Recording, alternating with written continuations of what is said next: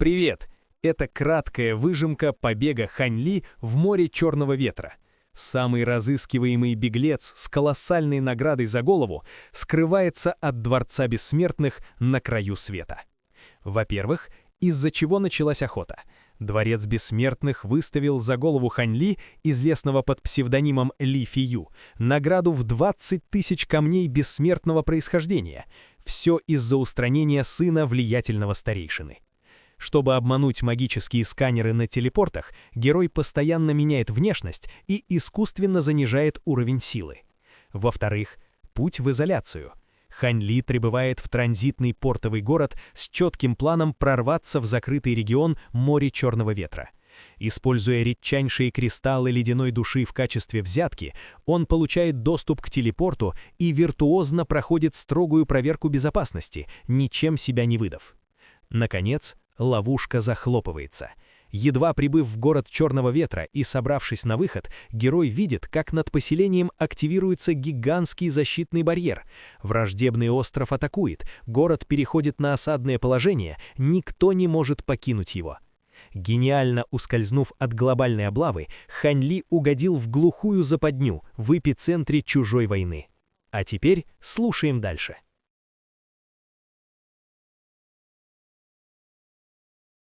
Глава 351. Столкновение. В этот момент рядом с платформой из синего нефрита сидел, скрестив ноги, пожилой человек в черной мантии. Вокруг него парили десятки пластин из синего нефрита. Внезапно одна из нефритовых пластин задрожала, и на ее поверхности вспыхнул яркий свет. Пожилой человек тут же открыл глаза и посмотрел на эту пластину. Что случилось с старейшиной Чу? Раздался голос, когда из темноты появилась фигура в черной мантии. Это был никто иной, как хозяин острова Черного Ветра, Лу Цзюнь. Его внешность почти не изменилась, и он все еще выглядел так же властно, как и всегда. «Кто-то только что прошел через защитную формацию города», ответил пожилой человек в черной мантии, нахмурив брови. «Прошел. То есть кому-то удалось взломать формацию?» Спросил Лу Цзюнь, подняв бровь. «Нет, они просто прошли через нее, используя какой-то особый метод передвижения», объяснил пожилой человек в черной мантии. «Как им это удалось?» — спросил Лу Цзюнь, слегка нахмурив брови. «Они, должно быть, использовали какой-то пространственный секретный метод. Защитную формацию города невозможно обойти с помощью обычных методов передвижения, но у нее нет пространственных ограничений, поэтому она не является полностью надежной. Раздался еще один голос, когда из темноты появилась третья фигура. Это был никто иной, как мужчина средних лет с квадратным лицом и тонкими бровями, истинный бессмертной поздней стадии, которого Хань Ли видел ранее. Властный вид на лице Лу Цзюня мгновенно сменился почтительным выражением при виде мужчины средних лет, и он сказал: «Я никогда раньше не сталкивался с такой ситуацией. Возможно, это потому, что море Черного Ветра слишком уединенное, и мне не хватает знаний. Этот тип секретного метода не так уж распространен и снаружи, поэтому я тоже не ожидал увидеть его здесь», ответил мужчина средних лет. «Может быть, это кто-то с острова Лазурного Пера?» спросил пожилой человек в черной мантии. «Скорее всего, нет. У меня было много сражений с даосским мастером Лазурного Пера в прошлом, и даже у него нет такой способности. В противном случае все это время не было бы так спокойно. Я предполагаю, что это один из культиваторов, которые сегодня телепортировались в город», размышлял Лу Цзюнь. «Можно только надеяться, что этот человек не имеет никакого отношения к острову Лазурного Пера», сказал пожилой человек в черной мантии. «В любом случае, они определенно не из наших, и, конечно, нехорошо, что существует кто-то, кто может по своему усмотрению проходить через защитные ограничения нашего города», сказал Лу Цзюнь, слегка нахмурив брови. «Не стоит слишком беспокоиться, хозяин острова Лу. У меня как раз есть ограничение, которое содержит пространственную силу, и товарищ Даос Чу может просто добавить его к защитной формации города», сказал мужчина средних лет, перевернув руку, чтобы достать стопку мерцающих серебряных инструментов формации, которые он передал пожилому человеку в черной мантии. Глаза пожилого человека в черной мантии загорелись, когда он почувствовал слабые колебания пространственной силы, исходящие от инструментов формации, и он поспешно принял их, прежде чем внимательно осмотреть. Лу Цзюнь тоже был очень рад этому и с благодарностью сложив кулак, сказал: «Спасибо вам, товарищ Даос Фэн. Не беспокойтесь об этом. Как у вас дела с заданием, которое я вам поручил?» спросил мужчина средних лет, резко сменив тему. «Получив ваши инструкции, я немедленно послал людей для усиления обороны, и мы обязательно не пропустим всех культиваторов острова Лазурного Пера», ответил Лу Цзюнь серьезным голосом. Культиваторы острова Лазурного Пера не заслуживают беспокойства, главное — дворец реинкарнации. Если остров Лазурного Пера тайно поддерживает дворец реинкарнации, то все будет очень сложно, поэтому мы не можем позволить себе расслабляться, сказал мужчина средних лет с серьезным выражением лица. Будьте уверены, товарищ Даос Фэн, ответил Лу Цзюнь, кивнув. Мужчина средних лет тоже кивнул в ответ, прежде чем уйти, и хотя он говорил довольно надменно, ни Лу Цзюнь, ни пожилой человек в черной мантии не выказали никакого недовольства, как будто это было обычным делом. Я могу позаботиться обо всем здесь сам, хозяин острова. Вам следует вернуться отдохнуть, сказал пожилой человек в черной мантии. Лу Цзюнь покачал головой в ответ, с тревогой глядя на платформу из синего нефрита. Вы все еще беспокоитесь о юной госпоже Юйцин? Спросил пожилой человек в черной мантии. Я не могу не беспокоиться о ней, вздохнул Лу Цзюнь. Юная госпожа Юйцин просто пытается разделить ваше бремя. Кроме того, остров Волны не так уж далеко от острова Черного Ветра, и в последнее время она значительно продвинулась в своей базе культивации, так что с ней все будет в порядке, успокоил его пожилой человек в черной мантии с улыбкой. Лу Цзюнь, казалось, немного успокоился, услышав это. Почти в 100 тысячах километрах от острова Черного Ветра из воздуха внезапно вырвались дуги золотой молнии, образуя над морем формацию золотой молниеносной телепортации. Хань Ли появился в центре формации, и его выражение лица немного смягчилось, когда он вдохнул слегка влажный и соленый морской бриз, дующий в его сторону. Немного сориентировавшись, он перевернул руку, чтобы достать нефритовый слиток с картой моря Черного Ветра, которую он ранее купил, а затем прижал его к своему лбу. Спустя несколько мгновений он убрал нефритовый слиток, а затем улетел вдаль. Согласно тому, что он узнал до сих пор, район вокруг острова Черного Ветра в настоящее время был не таким уж мирным. Учитывая его нынешнюю базу культивации, ему, естественно, ни о чем было беспокоиться, но он все равно собирался вести себя как можно тише, и он осторожно летел на низкой скорости, стараясь не привлекать к себе внимания. Ночь быстро пролетела, и когда на востоке начало восходить солнце, на поверхности моря появились бесчисленные мерцающие золотые чешуйки, представляя собой потрясающее зрелище. Море Черного Ветра было первым местом, где Хань Ли поселился по возвращении в царство бессмертных, поэтому он питал к этому месту особые чувства. Это было как его родной дом в царстве бессмертных, и это делало его особенно сентиментальным к здешним пейзажам. Однако как раз в этот момент он вдруг посмотрел в определенном направлении с легким удивлением в глазах, а затем сразу же остановился.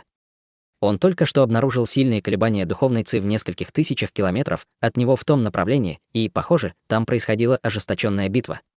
Немного поколебавшись, он полетел в том направлении, но по мере того, как он это делал, его тело медленно становилось прозрачным, а лазурный свет, который он излучал, тоже угасал, превращая его в невидимую тень.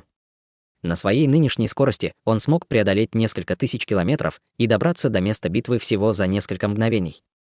Он спрятался в облаке в небе, прежде чем бросить взгляд вниз. Огромные волны поднимались к небесам вместе с полосами духовного света разных цветов, а также непрерывно раздавались оглушительные грохоты. Из двух противоборствующих групп культиваторов одна состояла из 5 культиваторов острова Черного Ветра, двое из которых были на стадии Великого Вознесения, а остальные трое — на стадии интеграции тела. Одним из культиваторов в стадии Великого Вознесения была молодая женщина, которой, казалось, было около 20 лет, и она владела веером из лазурных перьев, который с каждым взмахом вызывал порывы яростного лазурного ветра. Другим культиватором в стадии Великого Вознесения был худой желтолицый мужчина пожилого возраста, и над его головой парил синее зеркало, которое время от времени испускало толстые столбы синего света. Что касается 3 культиваторов в стадии интеграции тела, то они собрались вокруг молодой женщины, управляя своими собственными сокровищами, по-видимому, намеренно защищая ее. Они противостояли паре культиваторов острова Лазурного Пера, и, несмотря на то, что у культиваторов острова Черного Ветра было численное преимущество, они оказались в ужасном положении, поскольку один из 2 культиваторов острова Лазурного Пера, лысый мужчина с мясистым наростом на голове, был на стадии истинного бессмертного. В этот момент перед лысым мужчиной парил большой черный флаг, а изображение черного божества на флаге имело большое сходство с богом молний из легенд. Когда он сложил ряд печатей рукой, из черного флага во все стороны вырвались разряды черной молнии, образуя море черной молнии. Из моря молнии вылетали толстые разряды, с легкостью уничтожая атаки культиваторов острова Черного Ветра и заставляя их постоянно отступать. Рядом с ним стоял пожилой человек с козлиной бородкой, который излучал ауру стадии Великого Вознесения. Пожилой человек владел парой желтых сокровищ копий, которые превратились в пару земляных желтых драконов, извергающих из пасти шары желтого света размером с жернов, чтобы помочь лысому мужчине. В глазах Хань Ли мелькнул проблеск удивления при виде молодой женщины, поскольку это была никто иная, как дочь хозяина острова, Лу Цзюня, Лу Юйцин. «Не думал, что ты посмеешь покинуть остров Черного Ветра, когда ты единственная наследница острова. Интересно, стоит ли назвать тебя храброй или глупой?» Холодно усмехнулся лысый мужчина, складывая печать рукой, и из моря молнии вырвались толстые разряды, которые быстро переплелись, образуя 5 гигантских молниеносных змей, набросившихся на 5 культиваторов острова Черного Ветра. На лице Лу Юйцин появилось мрачное выражение, когда она увидела это, и она взмахнула своим веером из перьев, выпустив порыв свирепого лазурного ветра, который окутал 5 огромных молниеносных змей разом. В порыве ветра можно было увидеть бесчисленные нити лазурного света, и гигантские молниеносные змеи значительно замедлились. Тем временем худой мужчина средних лет рядом с ней сложил быструю серию печатей рукой, и синее зеркало перед ним резко увеличилось в размерах до нескольких сотен метров. Затем из зеркала вырвался невероятно толстый столб синего света, охвативший 5 молниеносных змей и выпустив огромную ледяную ци, сразу же после чего столб света превратился в массивную синюю ледяную гору, заморозив 5 молниеносных змей внутри. «Уходите, юная госпожа Юйцин. Мы задержим этих двоих», — крикнул мужчина, складывая ряд печатей рукой, посылая из своего зеркала толстые столбы синего света в сторону пары противостоящих культиваторов. Остальные 3 культиватора стадии интеграции тела также приготовились к последнему бою, начав бомбардировать 2 культиваторов острова Лазурного Пера атаками. На лице Лу Юйцин появилось противоречивое выражение, но затем она стиснула зубы и улетела вдаль полосой лазурного света. «Ты не уйдешь», — заявил лысый мужчина с холодной улыбкой, перейдя на другую печать рукой, и 5 молниеносных змей взорвались с силой, превратившись в толстые дуги молнии, которые с легкостью разорвали синюю ледяную гору. Сразу же после этого дуги молнии переплелись, образуя огромную молниеносную сеть, которая с невероятной скоростью устремилась к группе культиваторов острова Черного Ветра и мгновенно обрушилась на худого мужчину средних лет и остальных, быстро обуглив все их тело. Тем временем пожилой человек с козлиной бородкой устремился в погоню за Лу Юйцин полосой желтого света.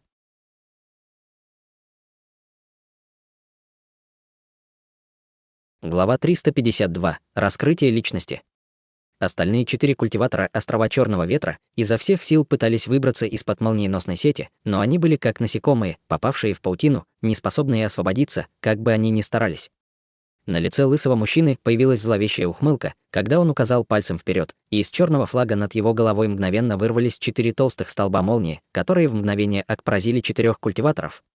Защитные сокровища вокруг 3 культиваторов стадии интеграции тела были разорваны, не оказав никакого сопротивления, и их тела превратились в пепел, прежде чем они даже успели вскрикнуть. Мужчина средних лет обладал гораздо более высокой базой культивации, чем те 3, но столб молнии все же смог пронзить его насквозь, расколов его тело надвое с взрывной силой. Однако он смог воспользоваться этой возможностью, чтобы вырваться из молниеносной сети, и обширное пространство багрового света появилось, чтобы окутать 2 половинки его тела, прежде чем устремиться в определенном направлении в виде шара багрового света. Лысый мужчина тут же перешел на другую печать рукой, увидев это, и черная молния сверкнула по поверхности его черного флага, после чего он резко увеличился в размерах, прежде чем улететь в погоню за шаром багрового света, перехватив его в мгновение ока. Сразу же после этого черный флаг обернулся вокруг шара багрового света, выпустив обширное пространство черной молнии, и раздался мучительный крик, когда шар багрового света сгорел дотла, превратившись в пепел. Все это произошло всего за несколько секунд, и лысый мужчина сделал манящий жест, после чего черный флаг быстро вернулся к нему, приняв свой первоначальный размер. В то же время он посмотрел в сторону, куда улетела Лу Юйцин. Лу Юйцин не смогла улететь далеко за такое короткое время, но пожилой мужчина все еще не мог ее догнать. Лысый мужчина тут же устремился в том направлении дугой черной молнии, и, будучи культиватором стадии Великого Вознесения, Лу Юйцин, естественно, не могла убежать от истинного бессмертного, поэтому дуга черной молнии быстро ее догнала. «Ты действительно думала, что сможешь сбежать от меня?» Что за нелепая шутка? В черной молнии раздался холодный голос, сразу же после чего из воздуха возникла массивная черная рука, размером около гектара, и полностью состоящая из молнии, которая схватила Лу Юйцин. Еще до того, как гигантская рука полностью опустилась на нее, ее уже поразил грозный порыв давления, поднявший порывы яростного ветра, из-за чего она потеряла контроль над своим полетом и закружилась в воздухе, как беспомощный лист. На ее лице появилось паническое выражение, и веер из перьев в ее руке загорелся, увеличившись примерно вдвое по сравнению с первоначальным размером, после чего она изо всех сил взмахнула им вверх. Вырвался толстый столб лазурного ветра, который издавал поразительный воющий звук наряду со слабыми пространственными колебаниями, позволяя ему сдерживать гигантскую молниеносную ладонь. Это Высшее небесное сокровище, лысый мужчина снова появился в воздухе с удивленным выражением лица, после чего он холодно фыркнул и снова выбросил ладонь вперед. Гигантская черная молниеносная ладонь мгновенно увеличилась примерно вдвое, вокруг нее появились бесчисленные черные руны молнии, и она также начала излучать колебания силы закона. Столб лазурного ветра был мгновенно раздавлен, в то время как гигантская молниеносная ладонь продолжала опускаться, и весь воздух под ней, казалось, застыл. Луи Цин почувствовала, как окружающее пространство сжимается вокруг нее, делая ее совершенно неспособной двигаться, и в ее глазах появился оттенок отчаяния. Как раз в тот момент, когда гигантская ладонь собиралась опуститься на нее, рядом с ней внезапно вспыхнули пространственные колебания, сразу же после чего промелькнула лазурная тень, подобная призраку. Гигантская молниеносная ладонь мгновенно остановилась без всякого предупреждения, а затем с силой взорвалась, превратившись в бесчисленные дуги молнии, которые быстро рассеялись. В результате Луи Цин освободилась, и она была одновременно ошеломлена и обрадована, когда тут же взлетела в воздух, покрыв расстояние в десятки километров в мгновение ока. Однако вместо того, чтобы бежать с места происшествия, она начала осматриваться широко раскрытыми глазами. «Кто здесь?» — взревел лысый мужчина яростным голосом, тоже начав осматривать окрестности. Тем временем на лице пожилого человека появилось встревоженное выражение, и он поспешно вернулся к лысому мужчине, прежде чем выпустить свое духовное чувство, чтобы пронестись по воздуху, но ни один из них не смог ничего обнаружить. «Ты должен быть истинным бессмертным, чтобы так легко рассеять мою атаку, так почему же ты крадешься, как трусливая крыса?» Насмешливо поддразнил лысый мужчина. «Я не намерен вмешиваться в конфликт между островом Черного Ветра и островом Лазурного Пера.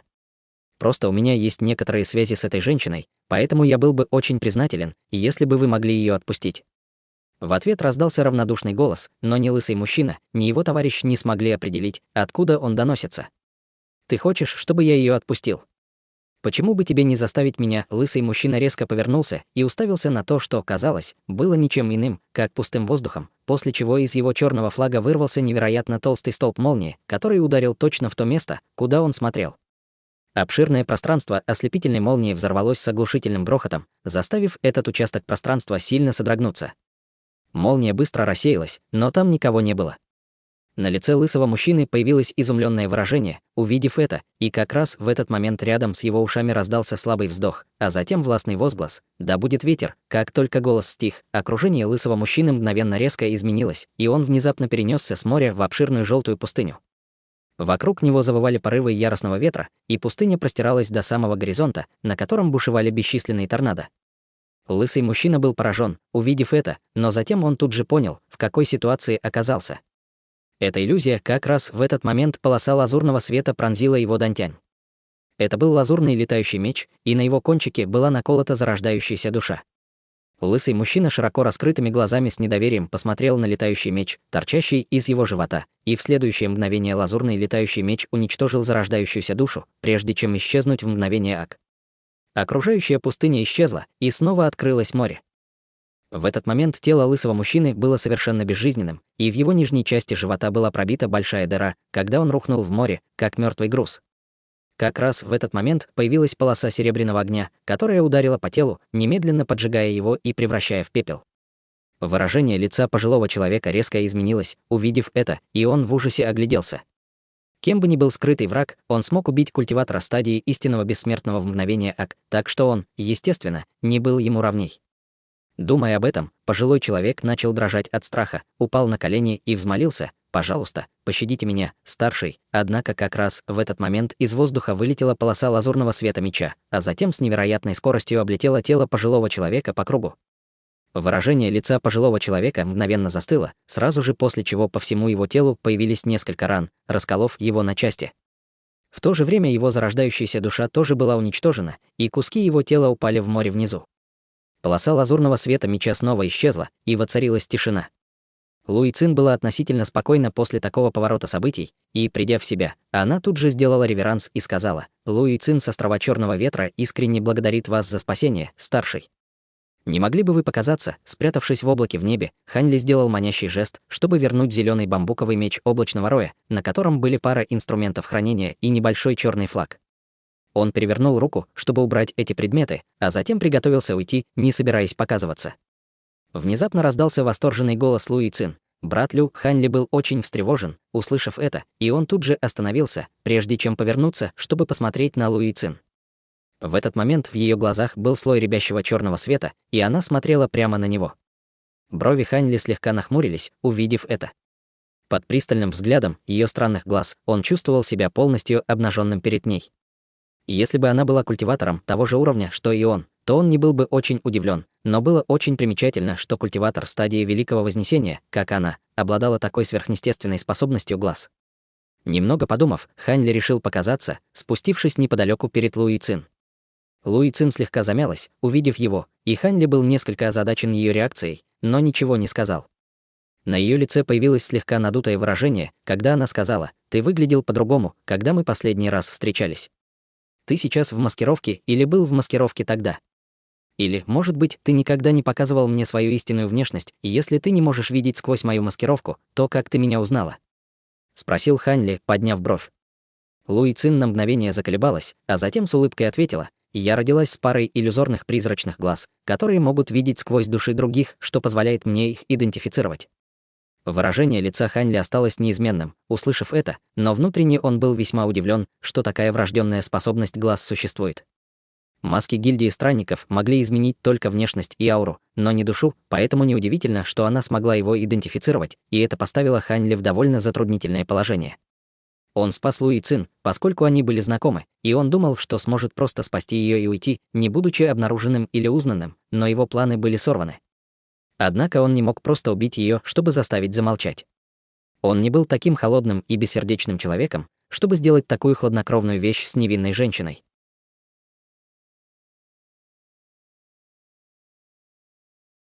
Глава 353. Возвращение на остров Темной Завесы. Луи Цин, казалось, поняла опасения Ханьли и торжественно пообещала: «Будьте уверены, брат Лю, я никому об этом не расскажу, даже отцу». Ханьли слегка замялся, услышав это, а затем кивнул в ответ. «Спасибо. Я всего лишь странствующий культиватор, и я действительно не хочу ввязываться в конфликт между вашим островом Черного Ветра и островом Лазурного Пера. Это я должна вас благодарить, брат Лю. Вы только что спасли мне жизнь». Усмехнулась Луи Цин. Ханьли лишь ответил слабой улыбкой. Обдумав ситуацию, он понял, что даже если его личность будет раскрыта, это не будет большой проблемой.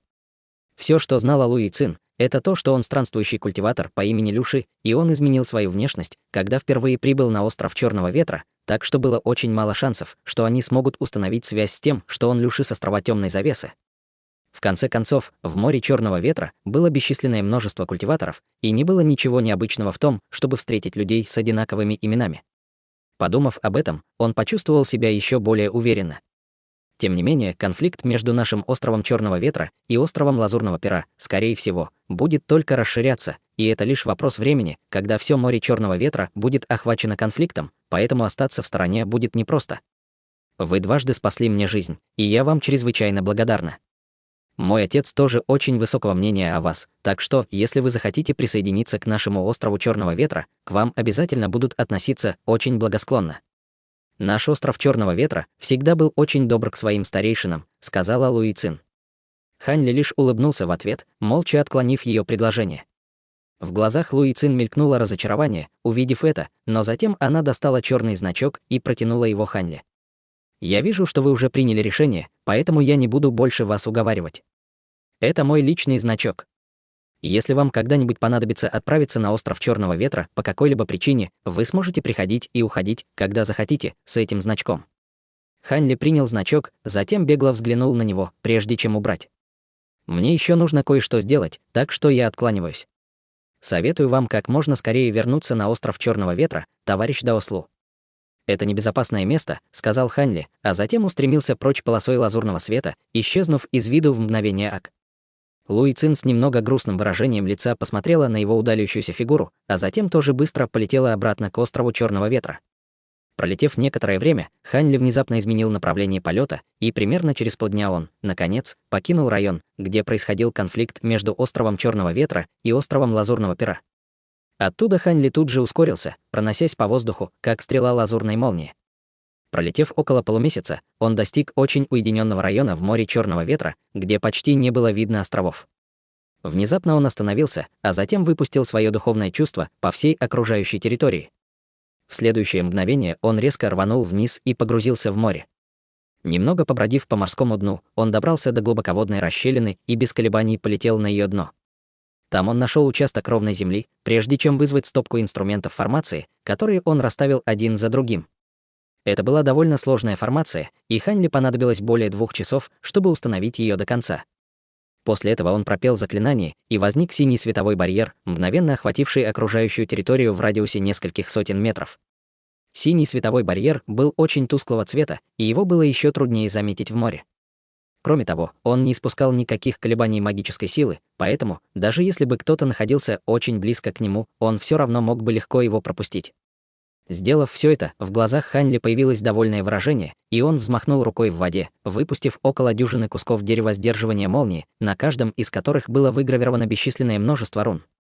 Это была не что иное, как его формация молниеносной телепортации на дальние расстояния. Хотя Луи Цин пообещала не выдавать его, он не осмеливался расслабляться.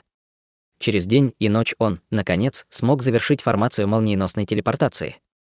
Затем он провел печать заклинания сквозь воду, и внутри формации молниеносной телепортации мгновенно возникла вспышка золотой молнии, когда она начала работать.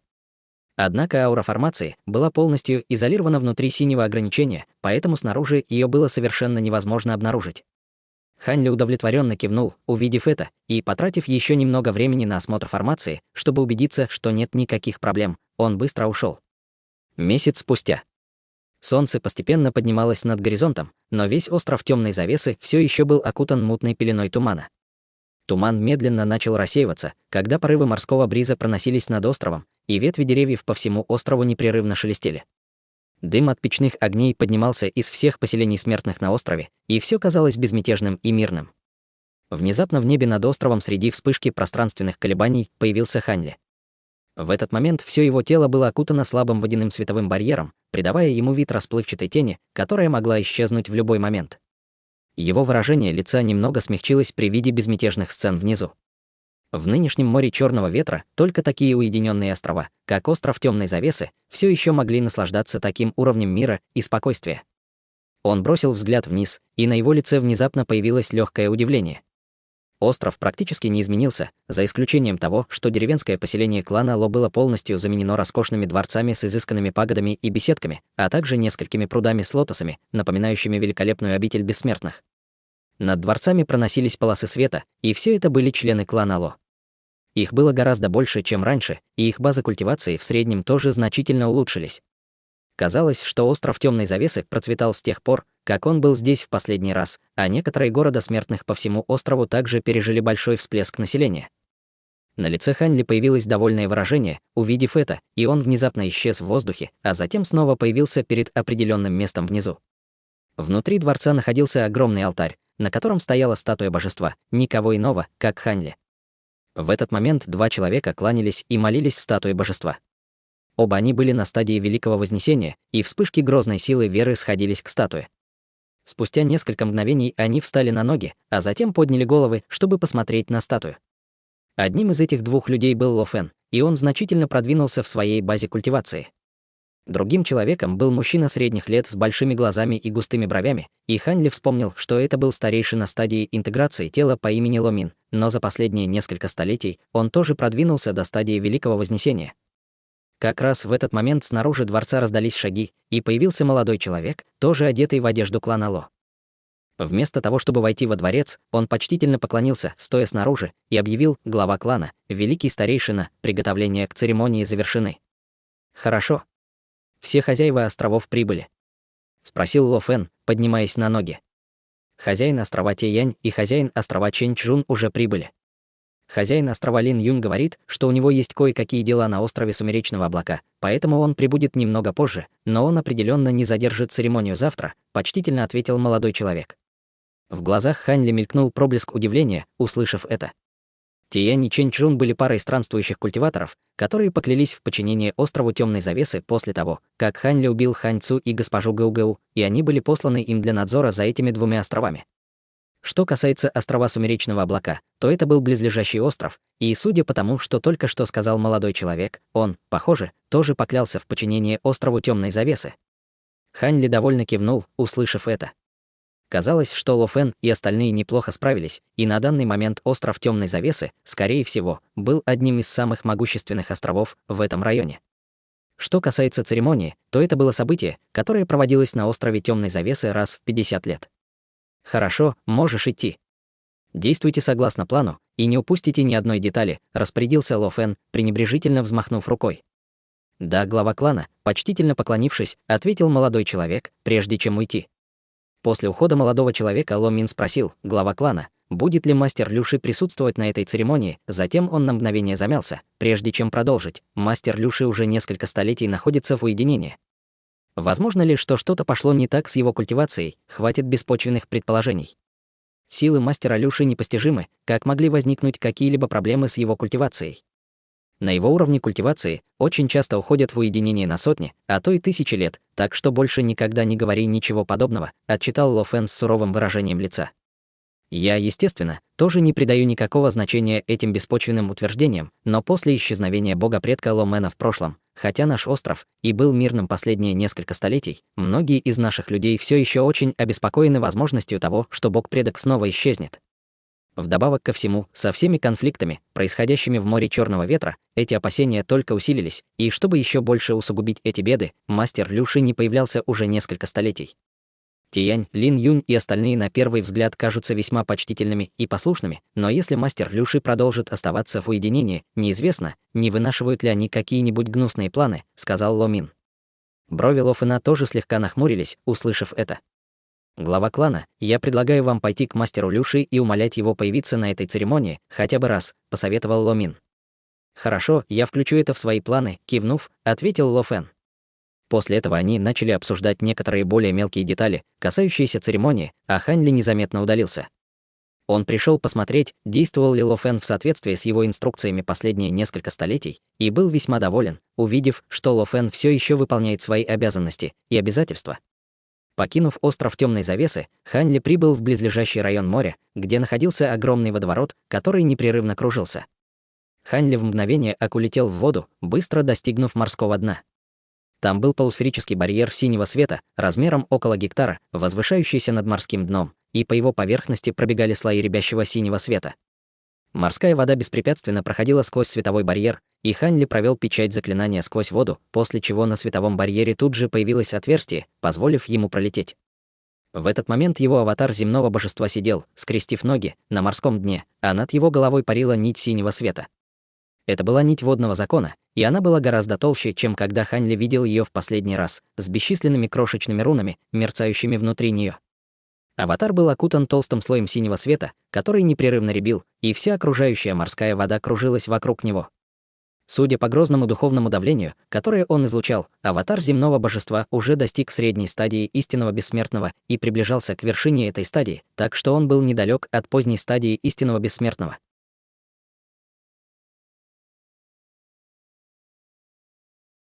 Глава 354. Выбор места. Хань Ли не был особо удивлен, увидев это.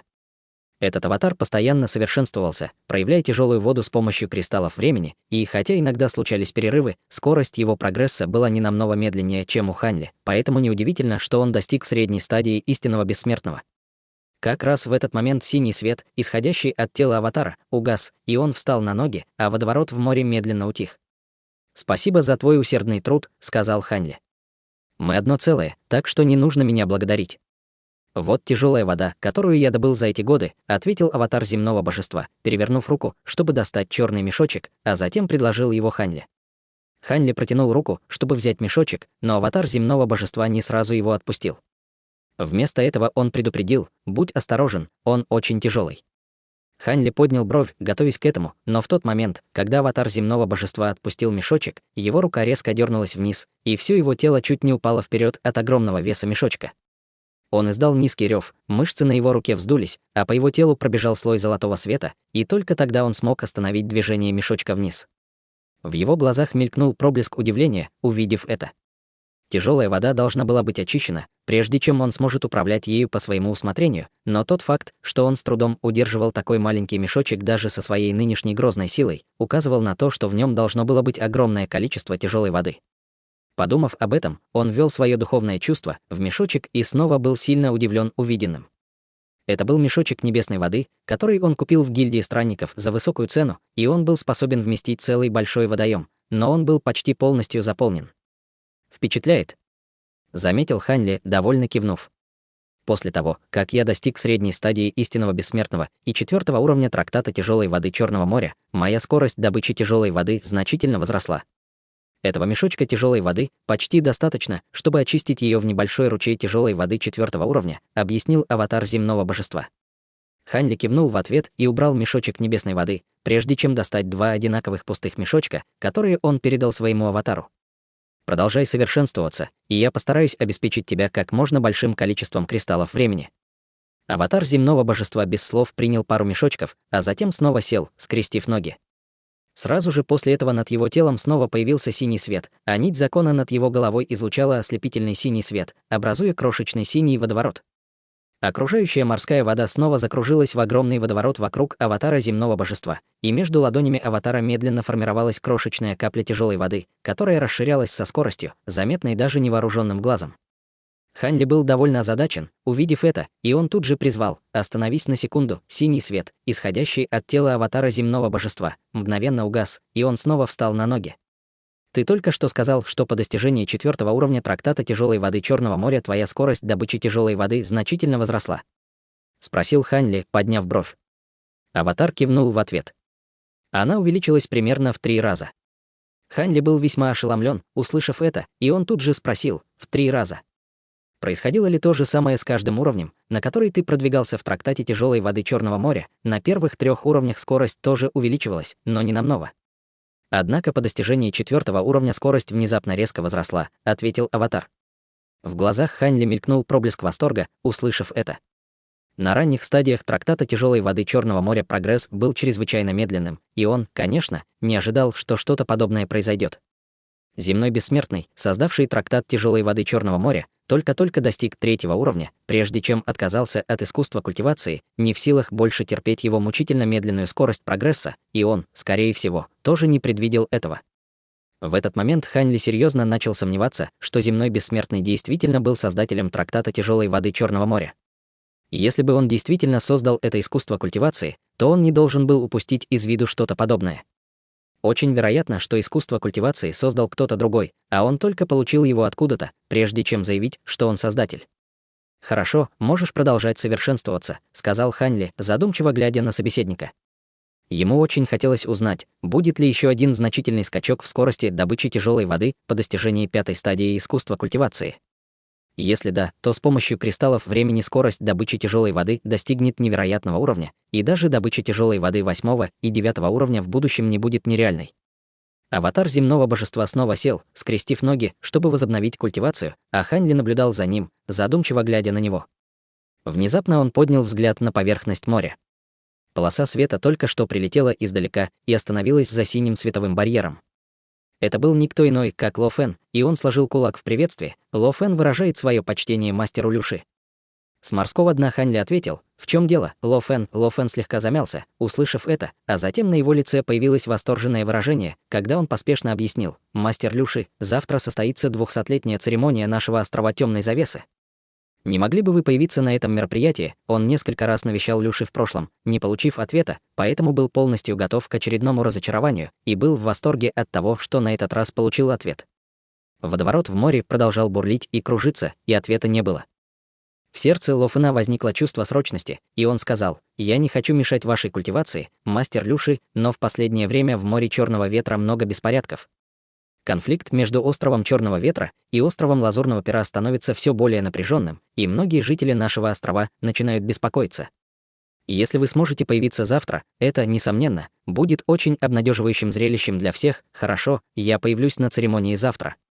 Голос Ханли раздался с морского дна, перебив Ло Фэна. «Спасибо, мастер Люши». Я откланиваюсь. Ло Фэн был в восторге и почтительно поклонился в сторону морского дна, прежде чем улететь обратно на остров Темной завесы. Внутри светового барьера Ханли отвел взгляд. Его аватар земного божества должен был появиться на церемонии вместо него. Учитывая его нынешнюю силу средней стадии истинного бессмертного, этого было более чем достаточно, чтобы запугать странствующих культиваторов ранней стадии истинного бессмертного.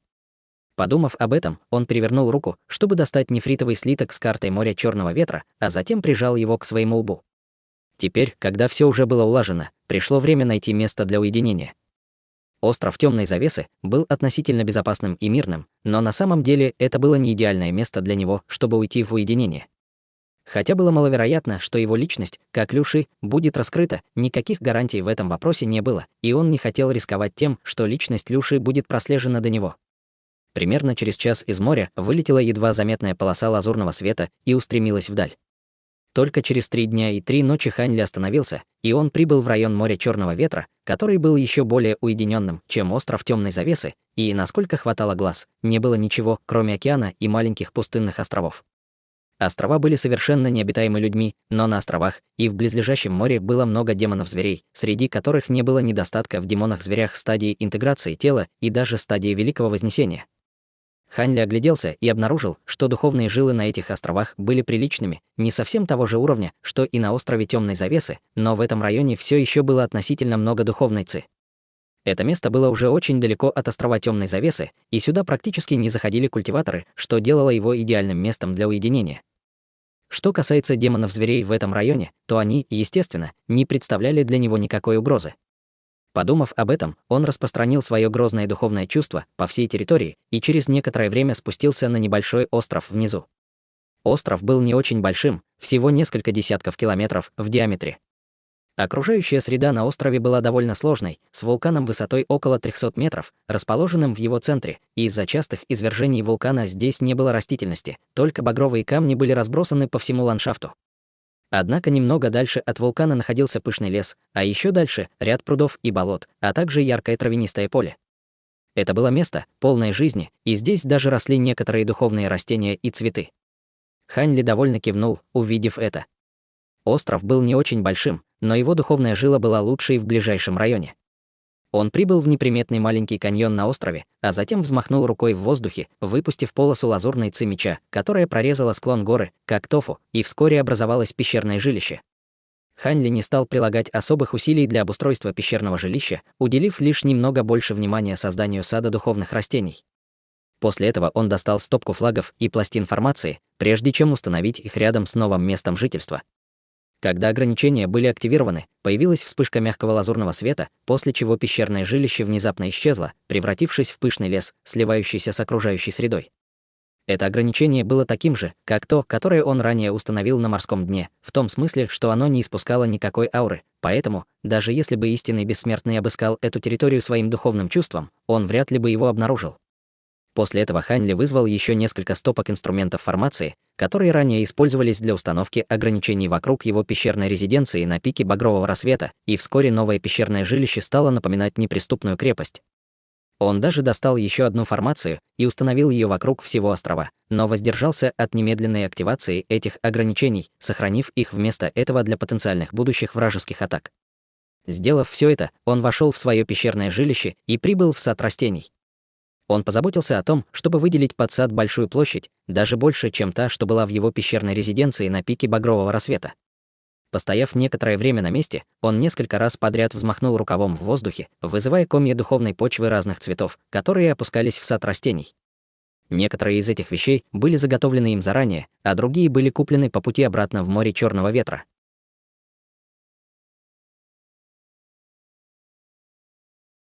Глава 355. Закрытие острова. После этого Хань Ли достал различные виды духовной жидкости и начал смешивать партии духовной почвы, а также устанавливать ограничения по всему саду растений, чтобы разделить его на разные секции. Только сделав все это, он достал все духовные растения из своего мешочка для хранения, прежде чем осторожно перенести их в этот новый сад. Пока Хань Ли обустраивал свой сад растений, на острове Темной завесы также началась церемония. В этот момент все небо над островом было окутано слоем яркого багрового света, а по всему острову появились черные деревянные столбы с зажженными жаровнями наверху, придавая событию ощущение величия и торжественности.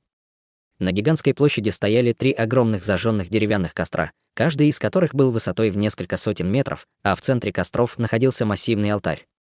На вершине алтаря стояла статуя божества высотой более 30 метров, а у подножия алтаря собралось множество людей, включая всех культиваторов клана Ло. Помимо них были также культиваторы в другой одежде, и они были с 3 дочерних островов, острова Темной завесы. Перед толпой стояли 4 фигуры.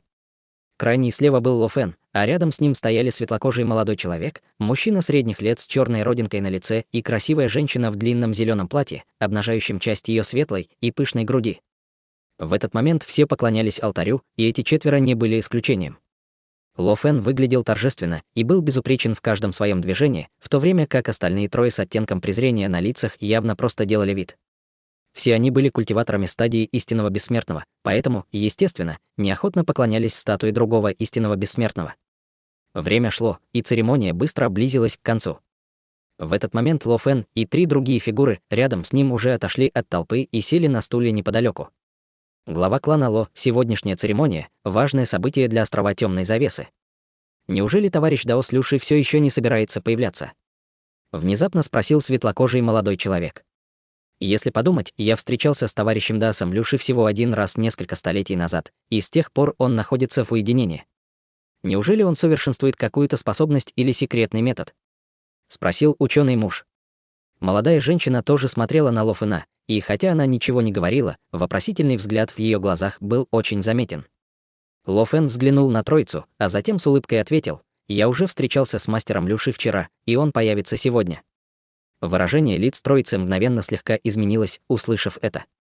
«Это правда, конечно», — с улыбкой ответил Ло Фэн. Светлокожий молодой человек переглянулся с 2 другими истинными бессмертными, а затем кивнул и сказал: «Было бы здорово, если бы товарищ Дао с Лю смог появиться». В настоящее время море Черного ветра находится в состоянии широкомасштабных столкновений, и нам понадобится, чтобы он принял решение о том, как наш остров Темной Завесы будет действовать дальше. Действительно, товарищ Дао Стеянь. Все основные силы по всему морю Черного ветра пристально следят за развитием ситуации. Остров Черного ветра и остров Лазурного пера слишком грозны для такого маленького острова, как наш, поэтому мы должны быть уверены, что не сделаем никаких ошибок. В противном случае последствия могут быть катастрофическими, подхватил ученый муж. Светлокожего молодого человека звали Тиянь, а ученого мужа — Чэнь Чжун. На лице Ло Фэна появилось мрачное выражение, услышав это, и он не ответил. Не нужно быть такими пессимистичными, ребята. Если мы с товарищем Дасом Лю объединим силы, с нами, безусловно, нельзя не считаться, и нас должно быть более чем достаточно, чтобы защитить эти несколько островов, внезапно сказала молодая женщина. Вы, конечно, оптимистичны, товарищ Дао Слин Юнь, ответил Тиянь с легкой улыбкой, но было ясно, что он не убежден. Церемония продолжалась, но даже когда она уже близилась к завершению, Хань Ли все еще не появился. Ло Фэн все еще сидел на своем стуле, но в его глазах появилось беспокойство. Он время от времени бросал взгляды в сторону, где Хань Ли находился в уединении, а выражение лиц троицы Тияня с каждой минутой становилось все более скептическим. Похоже, товарищ Дао Слю, возможно, занят и не сможет появиться сегодня, заметил Тиянь. Как только его голос стих, на далеком горизонте внезапно появилась точка синего света, которая быстро увеличивалась, приближаясь издалека. Раздался грохот, похожий на звук бесчисленных грохочущих лошадиных копыт, и вся изначальная ци мира в окружающей местности бурно забурлила, образуя полосы синего света, которые сходились со всех сторон, озаряя все вокруг алтаря синим сиянием. В то же время из синего света на всех присутствующих снизошло грозное духовное давление, и все мгновенно застыли на месте. Выражение лиц троицы Тияня резко изменилось, когда они посмотрели в небо, и Чэнь Чжун нервно сглотнул, воскликнув слабым голосом. Он достиг средней стадии истинного бессмертного. Тиянь и Лин Юнь были столь же поражены, и в их глазах появился страх и тревога. Внезапно весь синий свет угас, и синяя фигура медленно спустилась на алтарь, убрав свое грозное духовное давление. Фигура была полностью окутана слоем синего света, который придавал ей расплывчатый вид, и можно было лишь едва различить очертания мужчины, стоящего, скрестив за спиной руки. Ло Фэн был в восторге и тут же почтительно поклонился. Бог-предок Люши, все культиваторы клана Ло тоже испытали облегчение и радость, увидев прибытие Хань Ли, и поспешно почтительно поклонились. Все остальные из других островов быстро последовали их примеру, как и троица Тияня. «Не нужно формальностей», — сказала синяя фигура, и ее голос был не очень громким, но его отчетливо слышали все присутствующие. Все тут же вернулись в свои первоначальные позы, устремив взгляды на синюю фигуру. Все культиваторы клана Ло смотрели на него с горячим восторгом, но этого нельзя было сказать о некоторых культиваторах с 3 других островов. Хотя это правда, что я все последние несколько столетий совершенствовался, и я следил за всем, что происходило на островах и в море Черного ветра, объявила синяя фигура. Выражение лиц троицы Тияня мгновенно слегка застыло, услышав это. Ло Фэн, ты довольно хорошо управлял островами эти последние несколько столетий. Вот флакон пилюль глубокой луны в награду за твои усилия, сказала синяя фигура, взмахнув рукой в воздухе, чтобы послать вспышку синего света в сторону Ло Фэна, и синий свет быстро угас, открыв белый нефритовый флакон. На лице Ло Фэна появилось восторженное выражение, когда он поспешно поклонился с благодарностью. «Спасибо, бог-предок Люши», в глазах троицы Тияня мелькнул проблеск восхищения, увидев это. Пилюли глубокой луны были чрезвычайно известными пилюлями, которые оказывали существенный эффект усиления культивации даже на культиваторов стадии истинного бессмертного. Однако они были чрезвычайно редки, и остров Черного Ветра был, пожалуй, единственным местом, где их можно было купить во всем море Черного Ветра. Продолжай усердно совершенствоваться и стремись как можно скорее достичь стадии истинного бессмертного, наставила синяя фигура. «Я не подведу вас, бог-предок Люши», поклялся Ло Фэн, твердо кивнув. Тиянь Чинчжун, Лин Юнь, вы трое тоже усердно трудились. Вы можете получить эти 3 духовных сокровища, продолжила синяя фигура, снова взмахнув рукавом в воздухе, выпустив 3 полосы света, которые опустились перед троицей, прежде чем открыть набор сокровищ, а именно зеленый нефритовый скипетр, белую бусину и маленький желтый флаг. Все 3 сокровища были превосходными духовными сокровищами, которые излучали чрезвычайно грозные колебания магической силы и были всего на 1 шаг от бессмертных сокровищ. Троица Тияня была в восторге, и они разделили сокровища между собой, прежде чем тоже поклониться с благодарностью.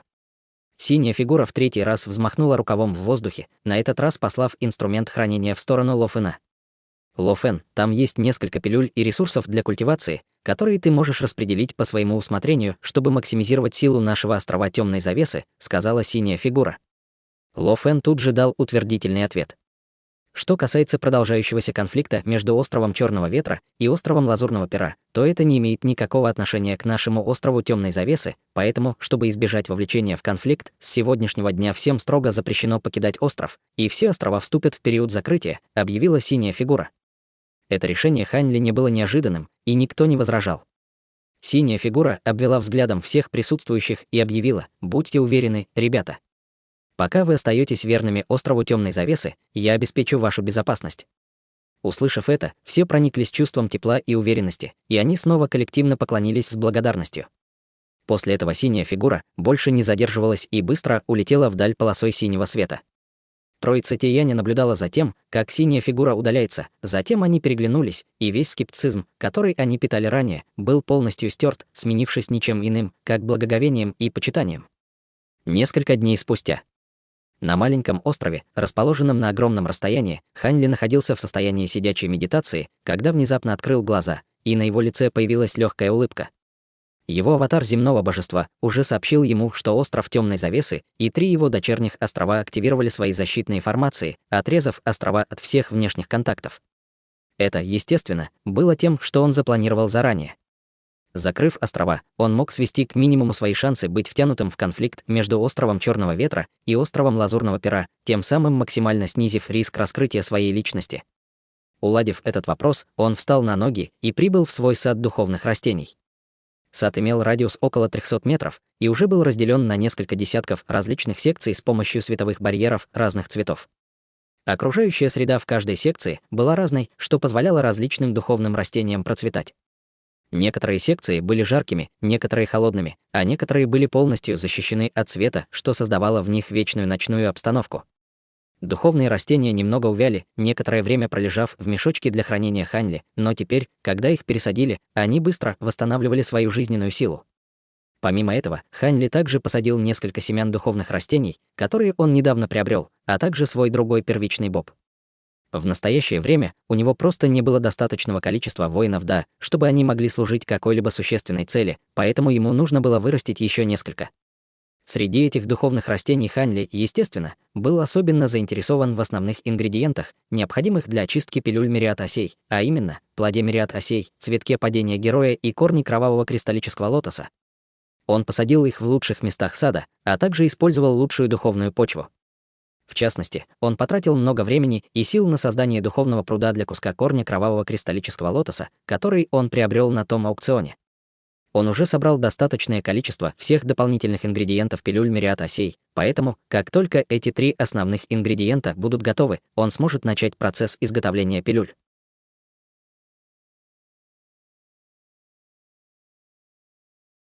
Друзья, эти главы – мастер-класс прокси-государства. Хань Ли спасает сестру Лю от убийц острова Лазурного Пера, но ее призрачные глаза пробивают иллюзию. Она узнает его.